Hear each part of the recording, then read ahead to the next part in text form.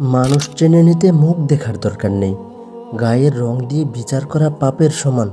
সৃষ্টিকর্তা কাউকে ঠকানোর চোখ দেননি মিথ্যার ঠোঁট, দেননি রঙের অহংকার। তিনি দিয়েছেন এমন এক মুখ যেখানে মায়া জমে থাকে। গায়ের রং মুছে যাবে ধুলোয়, সৌন্দর্য ঝরে যাবে বয়সে, কিন্তু মায়া মায়া কখনো মরে না। সেটা থেকে যায় মানুষের নামে, মানুষের কাহিনীতে, মানুষের প্রার্থনায়। তাই রঙের দর্পে নয়, মায়ার ক্ষমতায় মানুষ হও। কারণ শেষ দিনে আল্লাহ তোমাকে রঙে নয়, মায়ায় মাপবেন।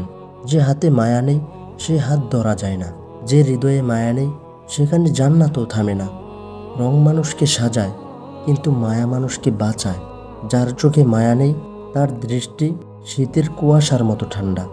যার কথায় মায়া নেই সেই কথা কানে লাগে কিন্তু মনে পৌঁছায় না। রং একদিন ধুয়ে যাবে, কিন্তু মায়ার দাগ মুছবে না কালের জলেও। মায়া মানুষকে মানুষ করে, আর রং কেবল চোখ ধাঁধায়। শেষ বিচারে আল্লাহ রং নয়, শুধু মায়ায় গুনবেন। আজ এই পর্যন্ত, আবারও দেখা হবে নতুন কোনো ভিডিওতে। ভালো থাকবেন, সুস্থ থাকবেন। আসসালামু আলাইকুম রহমতুল্লাহ।